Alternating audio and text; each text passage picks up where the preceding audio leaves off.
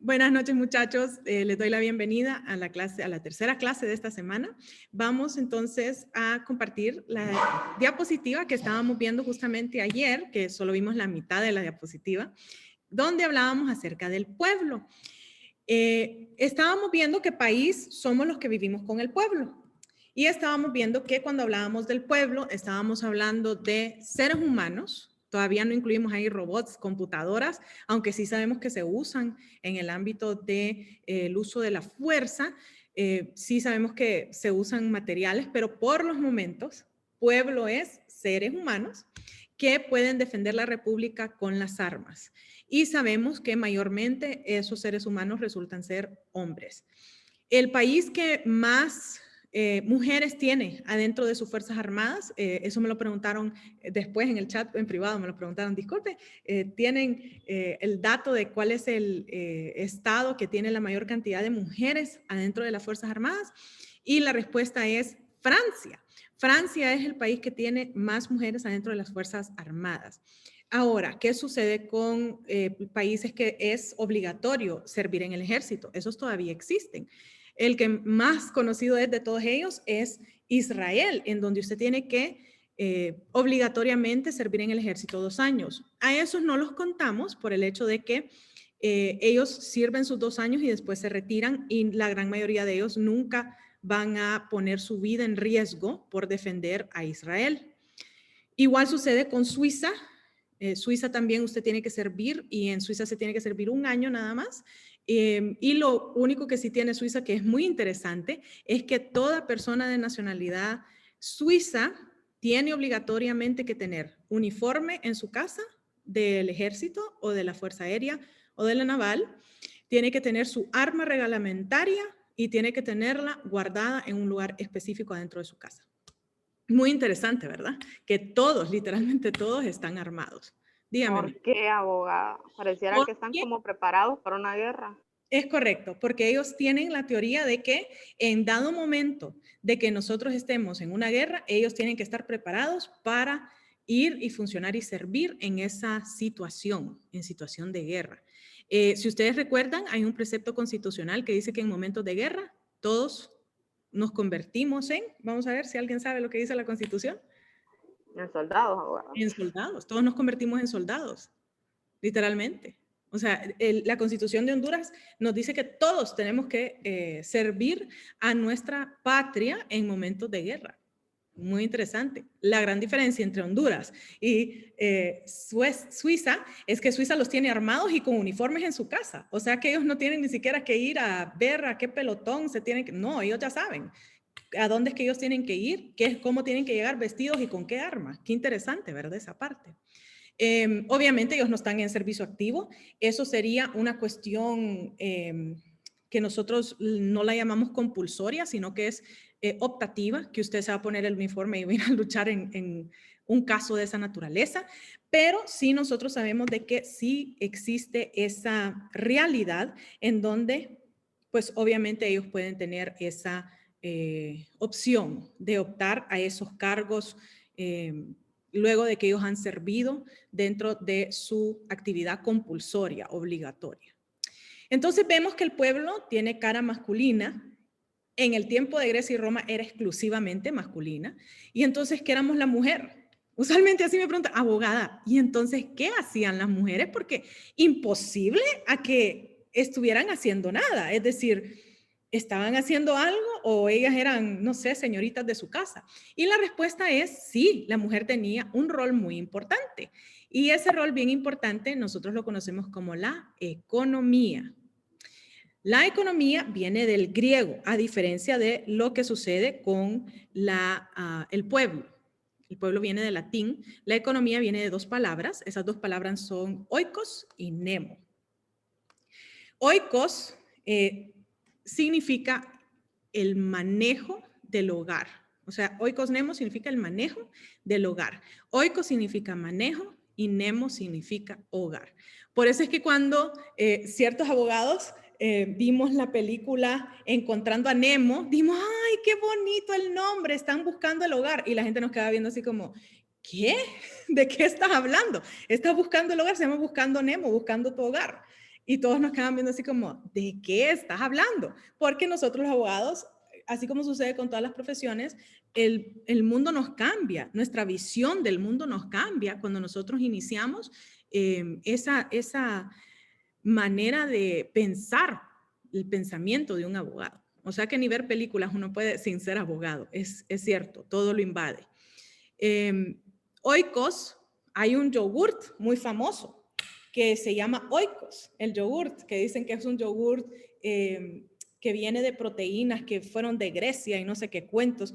Y entonces cuando yo lo vi en el súper dije, Oikos, oh, ve qué interesante, el yogurt uno lo usa para manejar el peso.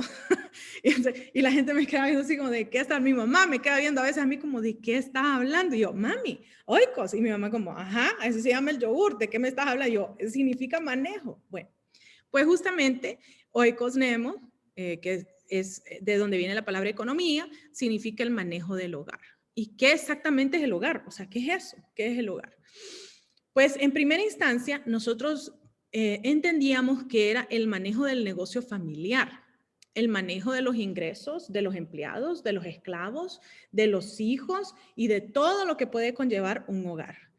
¿Por qué era tan importante eso? Pues eso era muy importante porque justamente teníamos la visión del pueblo que andaba en la guerra. Y las guerras en el tiempo de Grecia y Roma no era como que usted lo iban a montar en un avión, como sucede hoy, lo mandan 6 meses y después de los 6 meses usted puede regresar a su casa. Esa no era la realidad en el tiempo de Grecia y Roma. En el tiempo de Grecia y Roma usted se iba años enteros. Entonces quiero que se imagine quién iba a cuidar su casa, quién iba a cuidar su negocio, quién iba a cuidar sus empleados, quién iba a dar las directrices para los esclavos, los animales, de dónde iban a sacar comida, de dónde iban a sacar agua, de dónde iban a sacar vino, que era muy importante en el tiempo de Grecia y Roma. Y la respuesta era que esa era la misión de la mujer.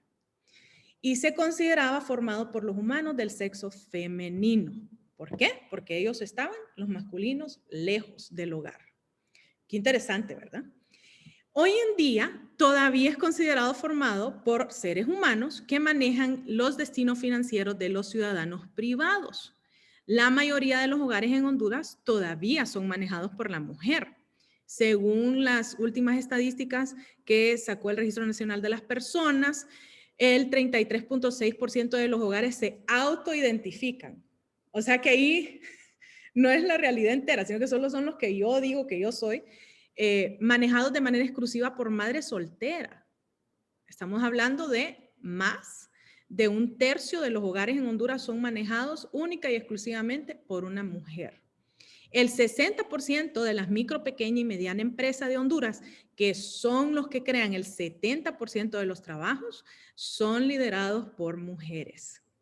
Y muchas de las decisiones, si no es que todas, en la gran mayoría de los hogares, todavía siguen siendo tomados por las mujeres. ¿Qué vamos a desayunar? ¿Qué vamos a almorzar? ¿Qué vamos a cenar? ¿Qué había en la lonchera del niño? ¿Cómo decoramos? ¿De qué color pintamos la casa? ¿A qué súper vamos? Usualmente eso lo hace la mujer. En mi casa, no. En mi casa a mi esposo le gusta ir conmigo, especialmente porque está en Honduras y él mira productos que son nuevos, ¿verdad? Entonces, uy, este chile, ¿qué será? ¿Y esto qué significa? ¿Verdad? En Estados Unidos solo hay maseca, punto. Y aquí hay una fila entera en ciertos supermercados que son solo harinas de maíz y él se interesa y empieza y mira. Y él le gusta ir al supermercado, pero la gran mayoría de las personas que andan en el súper usualmente son las mujeres. Usualmente nosotros somos las que tomamos esas decisiones. Eso está empezando a cambiar, sí es cierto. Los hombres están empezando a tomar un rol un poquito más activo en el hogar, pero, como les digo, siempre tiene un rostro o una cara femenina la economía y las estadísticas nos lo comprueban. ¿Tienen preguntas sobre estos dos términos, pueblo y economía, o les quedó claro? Todo claro, abogada. Me preguntaban que si nosotros podemos ser parte de varias cosas. La respuesta es sí. Yo puedo ser parte de la economía porque yo soy, es el ejemplo de una alumna que tenemos en UTH. Tenemos una alumna en UTH que ella es madre soltera de 2 bebés, 2 niños. Es madre soltera no por decisión propia, sino porque ella estaba casada con un elemento de la policía y desgraciadamente pues murió en un enfrentamiento con delincuentes. Entonces ella queda como madre soltera, aunque ella había planificado tener esposo, ella había planificado su vida bien, ella había hecho todo como debía hacerse. Y me dice, abogada, es que hasta nos casamos y después tuvimos al niño. Me dice, hasta eso, hasta en eso nos cuidamos, ¿verdad? Y entonces ella había planificado hacerlo bien y resulta que queda como madre soltera ella. Entonces ella es madre soltera, ella es un elemento de las Fuerzas Armadas, o sea que ella es parte del pueblo y ella puede entonces ser las dos cosas. Y también tenemos varones, conozco el ejemplo de uno de los varones que es alumno mío, que la esposa lo dejó, se fue de mojada a Estados Unidos y la dejó con un niño y él es el que cría es niña justamente, él es el que cría a la niña y, o sea, él es el que toma las decisiones de qué es lo que ella come, cómo ella se viste, qué es lo que ella toma. Me interesa bastante cómo él la está criando muy impresionantemente bien. Cuando la lleva a UTH, no le permite que tome Coca-Cola, por ejemplo, le dice, no, mi amor, usted está muy chiquita para eso, venga, tome agua, tome juguito, y hace ese esfuerzo, ¿verdad? Entonces, él es el que toma esas decisiones. Y él es reservista, como lo es Germán en esta clase, él es reservista. Entonces, él es parte del pueblo y es parte de la economía, o sea que sí podemos ser parte de ambas, pero la historia de la gran mayoría de nosotros es que vamos a hacer o una o la otra. Es raro que seamos las dos. Habiendo visto eso, hemos mencionado dos palabras a través de la clase nuestra. Y a través de la clase nuestra hemos hablado acerca de, primero que todo, el humano y segundo que todo, la persona. Este es un tema que es súper interesante y la razón por la cual es tan interesante en estos momentos en Honduras es porque se está debatiendo una reforma constitucional. ¿Alguien me quiere hablar acerca de esa reforma que se está debatiendo en estos momentos? ¿No será el aborto, abogada? Ajá, cuénteme, ¿qué será interesante acerca de eso, Mildred? Muchas mujeres quieren abortar, ya sea porque no están de acuerdo con el embarazo porque se produjo por medio de una violación, o algunas dicen que su cuerpo, son sus decisiones, y pues la contraparte en ese caso dice que pues están en contra porque es una vida y porque la persona o la mujer debió de cuidarse en caso de haber sido violada, ir a presentar la denuncia, y yo coincido con la segunda parte. Creo que en vez de fomentar el aborto, lo que deberíamos de fomentar más es que la mujer se pronuncie ante la violación, si fue violada, que darle un tratamiento psicológico, porque ya de por sí tiene una experiencia de una violación, creo que también se iba a dar otro trastorno por una muerte, porque la mujer tiene comparte eso con el feto, aunque mucha gente dice, no, es que es un feto, pero aún así nosotros lo compartimos. Entonces creo que sería una experiencia más traumática, y también que Honduras es un país pobre, entonces es mentira que todas van a ir a un especialista, van a buscar lo más barato y eso va a ser más riesgoso. Me tiene levantada la mano William. Cuénteme, William. Bueno, abogada, lo interesante de este proyecto de decreto es que actualmente, como se tiene que ratificar, ¿verdad? Porque es constitucional, se tiene que ratificar en una segunda legislatura. Lo que se busca en este decreto es que para aprobar cualquier reforma relacionada con la familia, ya sea la vida, ¿verdad? Lo primordial, y la estructura del matrimonio, la propuesta es de que para reformarla se debe aprobar con las dos terceras partes, creo que son 96 votos, ¿verdad? Sí, 96 votos, entonces 86. significa... Mande, abogada. ¿Tiene apagado el micrófono? Disculpe, 86 votos. 86. Lo interesante es que habría la probabilidad de que se llegara a los 86 votos, ¿verdad? Entonces, lo que se busca es limitar esa opción para que ya no se pueda llevar a cabo esta reforma, ¿verdad? Porque como los políticos piensan a priori, ¿verdad? A futuro, entonces hay una probabilidad de que el próximo periodo electoral el partido actual pierda poder y que la oposición tenga la mayoría en el Congreso, ¿verdad? Entonces abriría la puerta. El asunto está, hay que analizarlo de fondo, ¿verdad? Yo vi el debate y entonces ahí participaron gente que no conoce de medicina, ¿verdad? Que es lo que normalmente y pasa ahí, porque como algunos ni profesionales son, pero participó un profesional de la medicina, que fue el señor Denis Castro Bobadilla, el cual él expuso de que cuando hablamos de aborto, hablamos de aborto en general, y mientras que existen varios tipos de aborto. Él habló del aborto, los términos médicos no lo pueden Terapéutico. mencionar, ¿verdad? Obviamente porque no los conozco, ¿verdad? Pero él habló de los abortos que es el feto está muerto, no tiene probabilidades de vida, el feto va a nacer con enfermedad y el aborto que es lo que ellos buscan, ¿verdad? El aborto sin causa. Entonces, yo estoy de acuerdo en el aborto en las primeras dos causas, ¿verdad? Cuando no hay probabilidad de vida. Terapéutico. Bueno, no, cuando es viable o no viable la vida.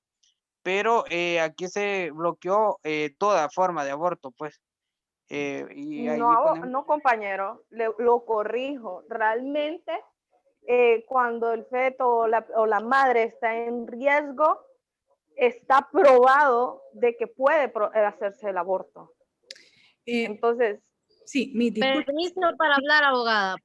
Sobre este tema que están tocando mis compañeros. Dixiana. Un momentito. Sí, que decía la compañera que cuando se da... Es que no se le escucha, abogada, casi. Sí. Por eso Perdone, Dixiana, no se preocupe. Quiero hacerles una aclaración porque estamos hablando de términos que son médicos y que son legales. Y justamente en esta diapositiva vamos a ver esa importancia de lo médico y lo legal. Pero William les estaba mencionando el primer tipo de aborto que sí, como les dice su compañera, es legal en Honduras, está dentro de los protocolos médicos y no se convertiría en ilegal en Honduras. Seguiría tal cual está. Ese aborto se llama el aborto espontáneo. El aborto espontáneo lo que significa es yo estoy embarazada, inclusive dicho sea de paso, los abortos espontáneos, más del 60% de ellos suceden en mujeres que ni siquiera sabían que estaban embarazadas, porque sucede dentro del primer mes de embarazo, usualmente el aborto espontáneo. Y lo que sucede es que usted pierde el bebé. Usualmente aquí en Honduras decimos es que perdió el bebé. No nos gusta decir que tuvo un aborto espontáneo, sino que coloquialmente nos gusta decir perdió el bebé. Eso se da también en el caso de los embarazos ectópicos. Los embarazos ectópicos son en donde el niño está en la trompa de falopio. Si recuerdan sus clases de biología, allá en mi caso fue en 5º grado la primera vez que lo vi y la segunda vez que lo vi fue en, vamos a ver, en 8º grado fue que lo vi. La trompa de falopio funciona para llevarlo del ovario al útero. Para eso funciona la trompa de falopio, ¿verdad? Y usualmente la fertilización sucede en la trompa de falopio, usualmente. ¿Qué es lo que sucede con el embarazo ectópico? Que se queda en la trompa de falopio. Y como se queda en la trompa de falopio, el niño se adhiere a la trompa. Y si usted deja que ese niño continúe creciendo, se va a morir él, pero también, especialmente si estamos en áreas rurales, se muere la madre también. ¿Podemos salvar un embarazo ectópico? Lastimosamente la ciencia no lo puede salvar. ¿Qué es lo que se aconseja? Que se haga un seguimiento médico, que se le dé terapia, eso es lo que dicen los protocolos médicos en Honduras, que se le dé terapia psicológica a la mujer para que ella no piense que es ella la que tuvo el problema o que ella es la culpable. Eso es bien difícil en una mujer, especialmente las que quieren salir embarazadas. Y entonces, después de hacerle la terapia psicológica, siempre bajo riguroso seguimiento médico, se le hace lo que se le conoce como un legrado. Eso también es aprobado y está disponible en todos los hospitales de Honduras. En el hospital escuela de manera gratuita, dicho sea de paso, así como en el Seguro Social. Entonces, eso es lo que se llama un aborto espontáneo. Usted no lo está buscando, usted no lo quiere y muchas veces se da sin que usted siquiera sepa que está embarazada. Es legal y continuaría siendo legal. El segundo que nos menciona William es el aborto por defectos. El aborto por defectos es aquel que se hace cuando hay defectos que pudiesen ser psicológicos o usualmente el aborto por defectos físicos. ¿Qué es lo que nosotros sabemos? Que en otros países estos abortos se hacen por cuestiones tales como el niño viene con la manita pegada, Eso es una cirugía muy fácil para despegarle sus dedos. Viene con labio leporino. Ustedes saben que eso es muy común en Honduras, especialmente en las mujeres desnutridas, porque el niño puede venir con microcefalia o hidrocefalia. Eso se corrige con vitaminas, literalmente dándole vitaminas a la madre embarazada. Entonces, esto de los defectos, pues estamos entonces calificando esa vida, ¿verdad? Que viene, diciéndole, tú no mereces vivir. Ese es el punto de vista de los que se oponen. Tú no mereces vivir porque vienes con un defecto. Y la otra parte le dice, pero usted sabe cuánto va a costar tener que mantener ese niño. Pues el resto de su vida muchas veces. No es hasta los 18 o hasta que se vaya de la casa, sino es por el resto de su vida. O sea, estamos viendo el costo económico en contra de cuánto realmente aportaría este ser humano al mundo. Entonces ese es el segundo, el defecto ya sea físico o mental.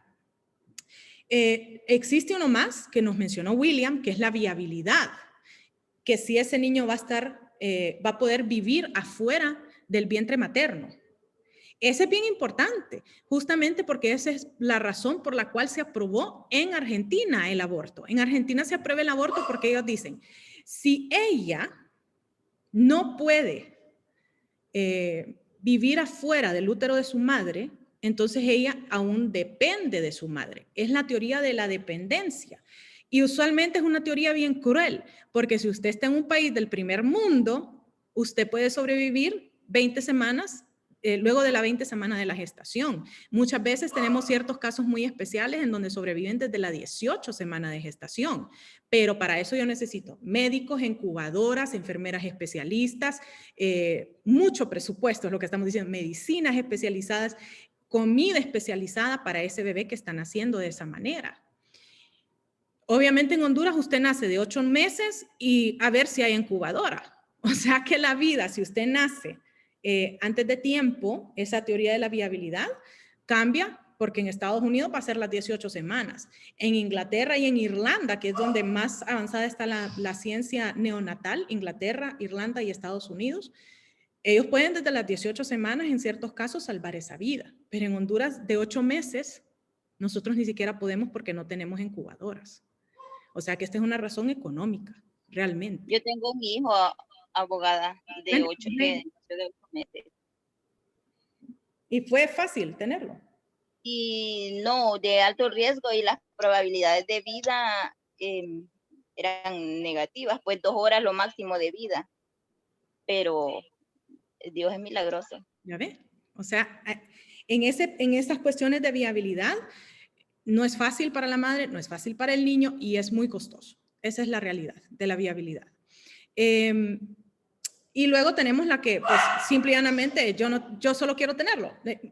Hice un error, tuve un accidente. Me encanta esa de tuve un accidente, porque yo les digo, yo no conozco ningún accidente en donde yo estoy caminando por la calle, ando vestida, me tropiezo, se me salen las ropas, caigo encima de un hombre y chusen lo mismo, ¿verdad? Y salgo embarazada. O sea, ese tipo de accidentes yo nunca lo he conocido, ¿verdad? Si alguno de ustedes lo ha conocido, cuénteme, pero ese accidente yo no lo conozco. Usted muy conscientemente fue y hizo cositas ricas, como les digo yo, esas cosas. Obviamente hay también el argumento de, en caso de violación. Las mujeres que salen embarazadas por violación son pocas, pero sí existen. Usualmente es por incesto, no por violación, desgraciadamente, ¿verdad? Porque eso es aún más traumante. Pero, y justamente le saquen el caso de esta niña de 10 años. No sé si ustedes se han fijado que siempre le sacan el caso de la niña de 10 años, de la niña de 9, que tuvo un bebé, que es del padrastro y que no sé qué, ¿verdad? Ese es el caso que le ponen siempre de ejemplo. Pero nadie habla acerca de dónde estaba la mamá, dónde estaba el papá, por qué no lo denunciaron a tiempo, por qué no están penalizando a ese hombre. ¿Por qué están haciendo y obligando que esa niña de 10 años vaya y declare? ¿Por qué no es suficiente con que ella esté embarazada y haya dado a luz? No es suficiente con el ADN de ese niño para saber que alguien la estaba violando. ¿Por qué no tenemos esas conversaciones? ¿Por qué no estamos buscando penalizar al violador? Si es que el violador fue el que violó y ese niño es víctima, igual a la mamá, es víctima. Ese niño no va a poder tener una vida normal, ¿cierto? Dígame. No solo el víctima, porque yo conozco de un caso que la mamá sabía que el papá estaba abusando de esa criatura. Y los vecinos llamaron a la policía, se lo llevaron y como a la semana, 2 semanas, ella fue a retirar esa denuncia porque dijo que era mentira. Cuando incluso hasta la maestra de la niña se dio cuenta de que un día la niña llegó sangrando. Entonces la maestra, obviamente, una niña de aproximadamente 6 años, ¿dónde va a arreglar una niña de 6 años? Es imposible.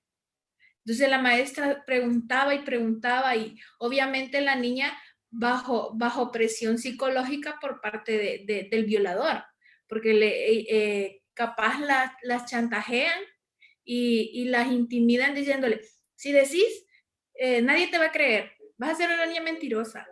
Si decís, tu mamá va a ser la que va a pagar, a ella la voy a matar. Entonces la chantajean, es un trauma psicológico. Es correcto. Y otra cosa que les dicen es, vas a ser conocida como la violada por siempre. O sea, el estigma está en vos, no está en mí, está en vos. Ok, culpar a la víctima. Dígame, Mildred. Yo pienso, abogada, que en vez de estar en ese tema de aborto, lo que se deberían de hacer es programas, casas de hogar, porque hay muchas niñas que están en peligro, ya sea por la mamá o por el papá, porque muchas veces ocurre que la mamá sabe del delito, pero no hace nada por no perder al esposo o porque no quiere. Entonces, yo considero que eso de ese tema de aborto se viene más por libertinaje, porque hay mujeres que por no querer utilizar protección sexual salen embarazadas. Y realmente el tema sexual debería de todavía dejar de ser un tabú y aplicarlo más a las escuelas, porque también está en que muchos adolescentes empiezan a tener relaciones sexuales a temprana edad y no saben cómo cuidarse.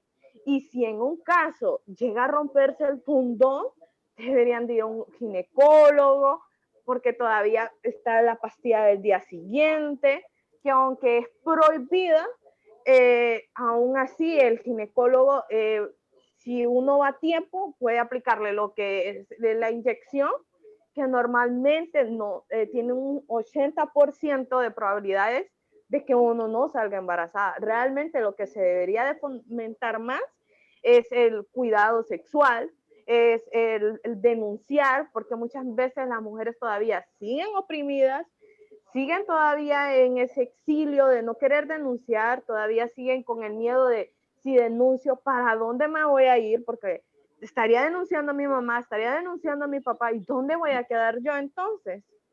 Entonces, en vez de estar aprobando libertinaje, realmente lo que deberían de estar apoyando es otras cosas. Y el Estado, ese tema no viene siendo más bien del Estado, sino de las mismas mujeres libertinaje, porque el Estado, su principal objetivo es preservar la vida humana. Ok, miren qué interesante. Antes de darle la palabra a José, les voy a enseñar algo bien interesante de esta diapositiva. La definición de un humano la da la medicina. La definición de una persona la da la ley. Miren qué interesante. Y la segunda cosa es la interacción entre la medicina y la ley. En el caso de la humanidad, la medicina nos informa. Ellos nos dicen cuándo inicia, cuándo finaliza. Ellos son los que nos dicen, no somos nosotros los que decimos. Y en cuanto a la persona, la ley puede reconocer lo que la ciencia dice o puede decirle, no me importa. ¿Cómo lo reconocemos? Con los medios de prueba o con las cuestiones legales que nosotros vemos en nuestro país y en otros países, en nuestra república y en otras repúblicas. ¿Cómo qué? Como por ejemplo en El Salvador, en donde el aborto, al igual que en Honduras, es prohibido a menos que sea por la causal de un embarazo ectópico, que sea un aborto espontáneo, en donde también se le tiene que aplicar un legrado a la mujer para que se limpie el útero, o cuando estamos hablando de algo que solo ha sucedido en los últimos 10 años, solo hay 2 casos documentados que haya sucedido, que es cuando el niño tiene 3 o sea, una trisomía en todas las cromosomas. O sea, en todos los 23 pares de cromosomas, ellos tienen no solo 23 pares, sino trisomía, 3. Eso lo que hace es que el niño sea literalmente un humano que está creciendo a la misma vez que crecen cánceres adentro del niño. Y si usted espera, ese niño se va a morir, usualmente no llegan ni al 5 meses de gestación, y la madre en esos casos muere siempre, porque el útero se le llena de todo tipo de cáncer, porque el niño viene con cáncer de pulmón, cáncer de útero, si es niña, cáncer de próstata, si es varón, o sea, con todos los tipos de cánceres habidos y por haber, viene el niño. Entonces, imagínense cómo invadiría 5 meses de un embarazo de esa naturaleza. Esas son las 3 únicas circunstancias por las cuales es aprobado en El Salvador. En Honduras todavía no hemos hablado de esa trisomía porque no se han dado ningún caso de esa naturaleza. Entonces, José creo que bajó la mano, pero no sé si quiere decirnos algo. Sí, bueno, yo todo esto lo relaciono con la mala educación que nosotros tenemos como pueblo. En vez de estar promoviendo leyes de gente que no sabe nada,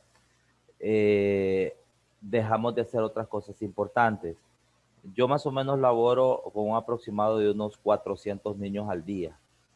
Esas son mis secciones. Y le puedo decir que según estudios científicos que he realizado, trabajos de investigación, el niño comienza su actividad sexual a los 12 años. Y no hay ninguna orientación en las escuelas en donde usted pueda tener una clase que se llame educación sexual. Cuando el tiempo de Mel Zelaya se hicieron unas cartillas que se iba a hablar sobre la educación sexual y lo satanizaron. Entonces, ¿qué sucede? La ignorancia lleva a las niñas y a los varones, porque no solamente solo son la ignorancia de las niñas, a tener encuentros sexuales sin ningún tipo de conciencia y sin ningún tipo de educación a lo que están haciendo. Por ejemplo, a mí me dicen mis alumnos, profe,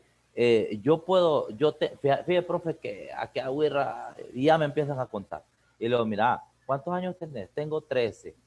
Mira, y le digo abiertamente a mis alumnos, ustedes lo pueden hacer porque ya tomaron la decisión, pero no están ni biológicamente preparados, no están ni psicológicamente listos para poder tener una relación sexual. ¿Y cuándo podemos? Cuando usted ya sea un adulto, porque las etapas de la vida no se pueden saltar. Pero eso es en base a educación. Pero el Estado no tiene ningún tipo de renglón en el cual en las escuelas a los niños, desde segundo, tercer, cuarto grado en adelante, póngale cuarto grado en adelante o el segundo ciclo, se les pueda hablar de educación sexual y que ellos ya tengan una conciencia cuando llegan a la preadolescencia o adolescencia de la situación de lo que están haciendo.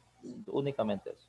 Bien interesante lo que nos dice José. Es cierto, en el tiempo de Mel Zelaya habían unas cartillas, es cierto, fueron satanizadas.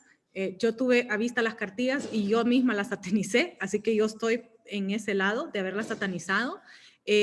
Ambas estaban fundadas, una en un manual de las Naciones Unidas y la segunda en un manual de la Unión Europea. Tengo los 2 manuales. El manual de la Unión de las Naciones Unidas solo existe en inglés, pero se los puedo mandar los 2 para que ustedes me digan qué será la razón por la cual los satanizamos. Bien. Una cosa muy importante que tenemos es el origen de estas palabras. El humano es el que proviene de la tierra y eso nosotros lo vemos inclusive en cuestiones bíblicas. Nuestra propia Biblia nos dice de qué cosas somos y a qué volveremos. Al polvo. El polvo. El polvo eres y del polvo te convertirás. Es correcto. Y el polvo es tierra. El Popol Vuh, ¿qué nos decía? ¿De dónde éramos nosotros según el Popol Vuh? Del maíz. Del maíz. Del maíz amarillo. Del maíz amarillo. ¿Y el maíz de dónde viene? De la tierra. De la tierra. Hay una teoría bien hermosa que tienen en África que nosotros somos vasijas. Me gusta esa teoría porque dicen el alma está dentro de la vasija. Nuestro cuerpo solo es una vasija. Me parece hermosa esa teoría, pues, metafóricamente hablando. Inclusive tienen la teoría de que ellos que son negros los dejaron más tiempo en el horno de barro. Y mi esposo, que es blanquito, solo medio lo vio el horno, ¿verdad? Entonces ellos tienen esta teoría. Fuera lo pusieron, ¿eh? Sí, por afuera lo pusieron, solo porque medio le diera. Y entonces dentro de esta teoría, ellos son vasijas de barro y el barro es de la tierra. Entonces, no solo es las religiones abrahámicas los que pensamos esto, sino que son la gran mayoría de las religiones a nivel mundial que piensan que nosotros venimos de la tierra. Y luego tenemos persona, y la palabra persona viene de presopos, que significa máscara. Y eso fuimos nosotros los abogados que nos dimos cuenta que como que sería importante, ¿se acuerdan cuando les dije yo? Sería importante que sea la UTH la que reconozca su título de abogados y no sea Roger Valladares el que lo reconozca, porque el día que don Roger vaya a estar con Dios, ¿qué va a suceder con ese título si él es el único que lo reconoce? ¿Qué creen que le va a pasar a su título? Queda nulo. Ya no va a tener efecto. No va a tener efecto. ¿Le gustaría a usted estar estudiando todas las noches, tomando exámenes, haciendo proyectos y que de aquí a que nos dé Diosito unos 40 años más a don Roger, que de aquí a 40 años su título no valga nada? ¿Se imagina? No, no quiero ni imaginarme. No, no le gustaría. Entonces le damos esa facultad de reconocer ese título, de adoptar una característica que tiene un humano, don Roger, a UTH. Y no se la damos a don Roger, sino que don Roger firma, pero es UTH el que lo reconoce. Y es justamente por eso, porque nos damos cuenta que es necesario que existan esas cosas. La medicina nos dice cuándo inicia el humano. El humano inicia con la fertilización. ¿Quién lo dice? Los genetistas, lo dicen los ginecólogos, lo dicen los obstetras, lo dicen los biólogos. O sea, la gran mayoría de los científicos a nivel mundial nos dicen que la vida inicia en la fertilización. Eso no siempre fue así, porque nosotros ni siquiera sabíamos cuando la mujer estaba embarazada. Había algo que se conocía como la electricidad que sentía la mujer. Sócrates nos hablaba de eso, que las mujeres sentían una electricidad en la pancita. Y las que han estado embarazadas, usualmente mis alumnos me dicen, es cierto, una de mis alumnos me dijo, se sienten como culichas, abogada. Entonces, como unos calambres. Como calambritos, dice Albáñez. Es correcto. Entonces, en el tiempo de Grecia y Roma nadie sabía, hasta que la mujer decía, bueno, fíjese que yo siento esa electricidad, adentro de mí es un movimiento. Entonces, ahí era cuando iniciaba, porque los científicos eso era lo que sabían. Pero hoy en día, con los avances científicos, nosotros sabemos que inicia con la fertilización, porque desde ese momento sabemos si usted va a ser alta, chaparra, blanquita, cafecita, negrita, si va a ser ojos azules, ojos verdes, ojos negros, ¿verdad? Sabemos qué es lo que va a hacer usted. Ya sabemos si usted inclusive va a ser diabético o no, hipertenso, hipotenso, que es aún más raro. Mi mamá es hipotensa, o sea que se le baja la presión y parece como, ay, tengo sueñito, me dice, y ya sé que se le bajó la presión, hipotensa, ella es hipotensa. Entonces ya sabemos, desde que usted está el óvulo fertilizado, nosotros ya sabemos todo eso de usted. Entonces, dicen los científicos, ahí es donde inicia el proceso del humano. Miren, porque para ellos, según la ciencia, la vida es un proceso. Y dicen ellos, ahí es donde inicia el proceso. Para los abogados, para el mundo legal, lo que importa es el acto legal o la actividad. Entonces, cuando nosotros hablamos del acto legal, cuando un niño nace, en Honduras nosotros tenemos que ir a registrar. Obviamente, usted lo registra y dice, se va a llamar fulano de tal, su mamá es tal, su papá es tal, nació en tal lugar. Ok, perfecto, ya tenemos la partida de nacimiento. Obviamente esa partida de nacimiento va a surtir efecto de manera retroactiva porque usted inicia a ser reconocido en Honduras desde el día que nació, aunque papi o mami vayan hasta después a hacer esa actividad del registro. Yo nací el 17 de febrero, mi papi me fue a registrar hasta el 1 de marzo. Entonces, yo, según el Estado de Honduras, legalmente el acto legal fue esa partida de nacimiento que fue a hacer mi papá, pero de manera retroactiva, ellos tenían que reconocerme mis derechos y mis deberes desde el 17 de febrero. Actividad, nosotros lo decimos, es algo que ustedes lo ven en Civil 3. Ya sabemos su cumpleaños, abogada, entonces. Ya saben mi cumpleaños. Ya saben, compañera. Pastel virtual ahí. Ah, sí. Ya nos dijo. Con Civil 3, ustedes miran esto de la actividad. y miran la actividad porque no sé si ustedes recuerdan en Civil 3 cuando les dijeron que había ese momento que los separaban de la mamá y el niño tomaba un respiro, que eso era lo necesario para que usted tuviera una actividad, ¿sí? ¿Recuerdan esa teoría? Que usualmente lo hablan por los testamentos, porque el niño desde que es separado del vientre de la madre y toma un respiro, puede recibir herencias y puede dar las herencias. Muy importante esa parte, El ¿verdad? nacido y el no nacido. Es correcto. Entonces está el no nacido, que científicamente se llama el nasciturus, que sí es un humano, es parte de nosotros. O sea, la mujer no está embarazada de un caballo, la mujer está embarazada de un humano, pero todavía no es persona. Y no es persona por el hecho de que no ha nacido, ¿sí? Entonces, esa sería la diferencia. Abogada, perdón, pero sí, estamos de acuerdo, en eso estoy totalmente de acuerdo, pero el feto como tal está protegido también por la ley. Es correcto, porque la ley, bueno, en Honduras, miren que en Honduras, y en Honduras está reconocido porque la ley reconoce lo que la medicina dice.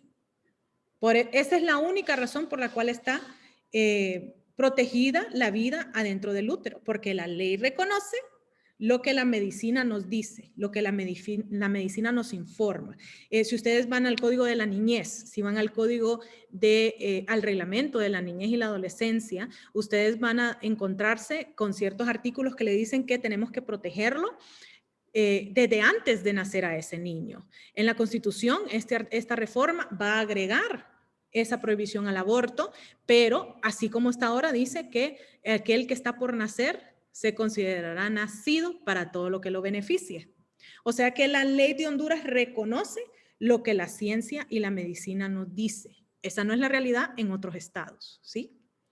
Y algo bien importante es cuando finaliza. Finaliza la vida del humano con la muerte cerebral. No siempre fue así. ¿Por qué? Porque en el tiempo de Grecia y Roma a usted le daba un ataque de asma y nosotros lo soplábamos y ya, no había más que pudiéramos hacer por usted. Entonces la vida finalizaba con eso que se llamaba el soplo de vida. Ahí era donde finalizaba, no podíamos hacer nada por usted. Pero después nos dimos cuenta de la respiración boca a boca y entonces podíamos revivirlo. Pero si se le paraba el corazón, ya no podíamos hacer nada por usted. Y ahora después nos dimos cuenta que haciendo compresiones lo podíamos revivir, pero después de cierto momento de hacerla ya no podíamos hacer nada por usted. Y después la ciencia avanza aún más y nos dice si le pone electricidad, él puede revivir, pero no sabemos qué hacer cuando se apaga su cerebro. Entonces dice la medicina, su muerte, la muerte cerebral, es la muerte que usted va a tener como humano. ¿Por qué? Porque no podemos hacer nada por usted, científicamente hablando, después de ese momento. ¿Esto puede cambiar? Pues sí, así como cambió el inicio de la vida, que Sócrates decía que eran las culichas, ¿verdad? Como dice mi alumna, así la finalización, antes era el soplo de vida, que usted pudiera respirar, y ahora más bien es la muerte cerebral. Eso es lo que nos dice la medicina. Y luego tenemos la persona, y la persona es con un acto legal o una actividad. El acto legal es algo que a nadie nos gusta hacer. En este caso a mí me tocó ir a hacer eso con varias de los familiares míos porque me quedan viendo así como, vos sos la abogada, anda a hacerlo. Entonces como que me cae a mí, ¿verdad? Que es ir a traer un médico si está en la casa y si está en un hospital, ir a buscar un médico para que levante el acta de defunción, ¿sí? Entonces, es algo que a nadie le gusta hacer, pero es el acto legal que dice esta persona. Yo hice con mi papá, abogada. Yo hice. Es difícil. Mi hermana fuimos a buscar, sí. Murió en casa, entonces nos tocó hacer eso. O sea, estuvo hospitalizado bastante tiempo y entonces uno le toca hacer la acta de defunción. Sí. Entonces, por cuestiones de sucesión es importante, abogada. Sí. Entonces, ese acto legal es el acta de defunción. Y la actividad sería el momento en el cual los médicos lo declaren a usted muerto.